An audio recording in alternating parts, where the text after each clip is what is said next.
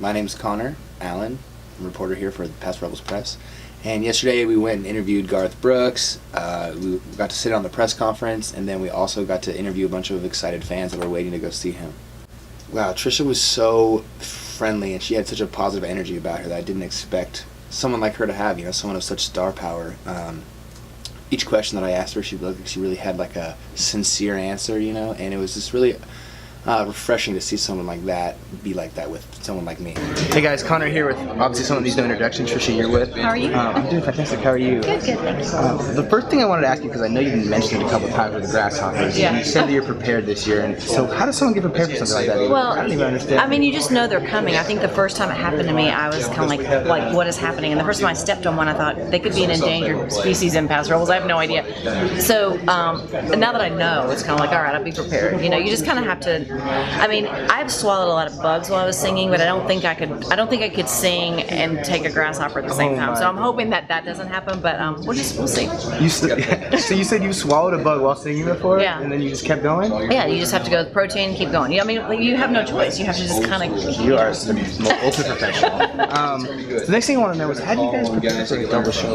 How do you prepare for doing back-to-back concerts in one night? Is that something special that goes into that? We learned early on that we aren't the kind of people who can save anything for the second show, because somebody that's come to that first show might be the only time they've ever seen either one of us, and the only time they ever will, and you just don't want to save it. I think a lot of people coming to the first show assume that the first show will be shorter because you got to get them in and out or whatever, and I think sometimes Garth actually intentionally goes longer than he would think, so that no one feels like they were slighted. But you just put it all out there, and then you have that little time in between to kind of rejuvenate and refresh. And the energy that the second crowd brings, it doesn't matter if you're tired or not. You walk out there and you're like, I'm good, I got this. So it's really the same thing as doing one show a night. You just go out there and give. When it's time to give it, you just give it. That's awesome. And then the last question I kind of have for you guys is, what kind of beautiful mashup are you guys going to do? Any kind of melodies together? As you're both going to be out there on stage the whole time together, right? Is there anything we can expect,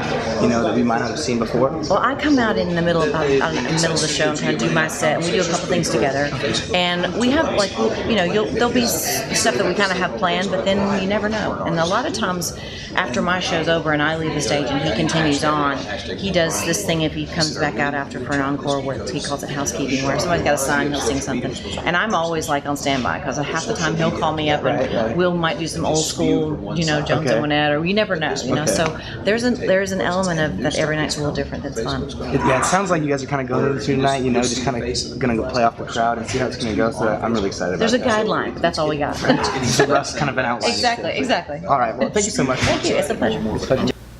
Meeting Garth was crazy because, I had asked him a question in the press conference right before, and when I walked up, he remembered my name, and just even that, in and of itself, was just flabbergasting to me. And then after we had the interview, he answered the questions all so heartfelt. He took a second to think about them. And then after we finished the interview, he asked me if I played football and asked me what position I played and things like that, which was crazy because why would he care, All right. Connor Allen here with obviously man needs no introduction, Mr. Garth Brooks. How you doing today, sir? I'm doing great. You already talked to the better half of the relationship, so that's all going to be downhill right here.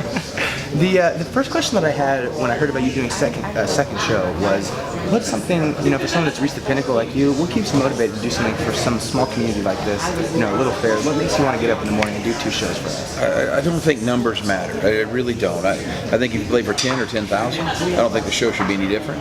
You give it everything you got, you have fun, because it wasn't that long ago nobody wanted to come see you, and it's not going to be that long until people don't want to come see you. So enjoy it while it lasts. Feel very lucky in the fact that this town has showed up like this. I heard this was a great place to play anyway, but now I'm already in love with it before I even step out, simply for what they did for us on ticket on sale. That was awfully sweet. That's awesome. Thank you so much, Bobby, for complimenting us. The other thing I want to know, I always love to ask artists this question is, I know that you probably have a song you love to play most that might not be something that's commercially as popular as everyone else knows, but means something to you. Could you maybe explain something like that to us? Maybe what song that means a lot to you? Yeah, first of all, let's talk about the songs that you think you don't want to play anymore, because everybody wants you to say, it's Friends in Low Places. I played it, but the truth is, you got to remember, I haven't sang Friends in Low Places in 20 years. I hit those first 4 notes, Everybody else sings. Right. You just sit and watch, and it's the greatest thing because you get to be a fan the whole time. You'll sing when you want to sing, but they're singing most of the time. And then songs, if it's our own stuff, songs like Lonesome Dove, songs like Every Now and Then, those album cuts that were priceless, Wolves, those kind of things. There's a song that we'll play the rest of our career. I can't believe the response it got. Even though it wasn't a successful single as singles go, it's a song called Mom. Everywhere you go, somebody talks about that song, so you play it. And I love those kind of things where it's all bent on one thing, how much you enjoy getting to play that song. Absolutely. That's really, those are such good answers. I don't think I have any more questions for you. Thanks. Thank you so much. Appreciate it. Thank After you. the press conference, I mean, there was a line about 45,000 miles long to get into the concert, and we just walked around and interviewed what looked like interesting characters and just asked them about what they were excited about. We asked several different questions.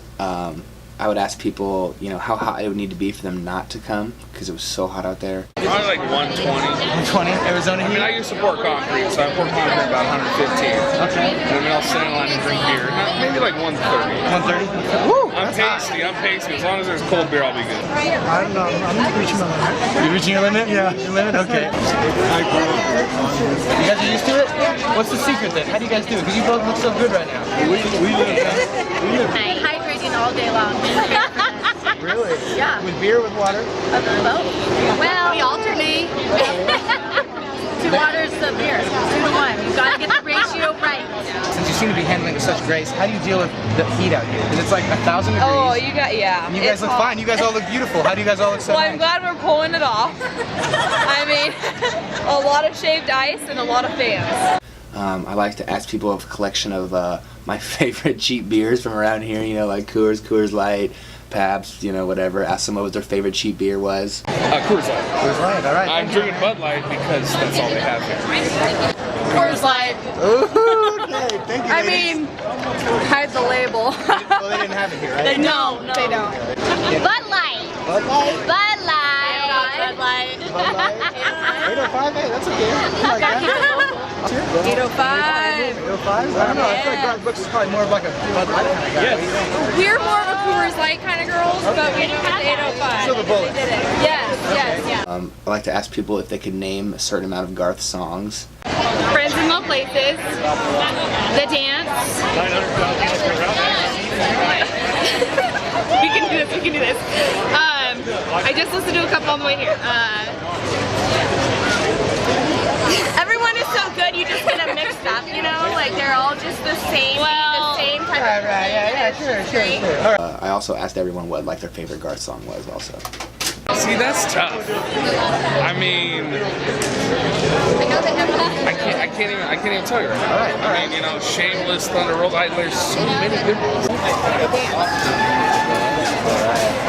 The Thunder Rolls! Thunder Rolls! I was gonna say the dance.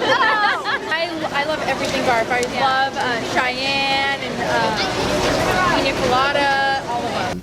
And then would also just like to ask, you know, people what they were so excited about, you know, and how they got their tickets also, since it was such a, you know, extravaganza getting tickets. You guys I was on there 2 hours beforehand. just keep refreshing the page? I What didn't were you guys refresh. I did not refresh. doing? You just I sat there, huh? Just Did sat you there. let her get your ticket? I was on the phone with her. I was her moral support from afar.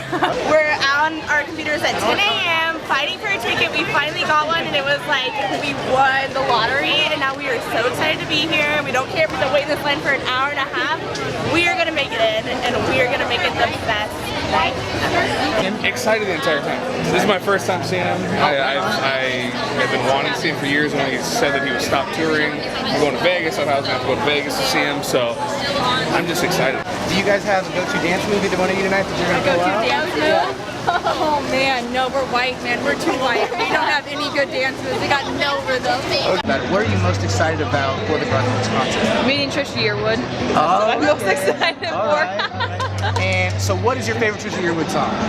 Oh, she's in love with the boy. Yeah. The concert was incredible. I've never, I put this in my review, and I've said it to everyone that I've talked to since then. Garth Brooks had more fun performing for us than a single person in the stadium did who bought a ticket. He was having so much fun. It was so infectious, his enthusiasm, that it was probably the best concert I've ever seen, and I've been to a bunch. And I don't even like country music.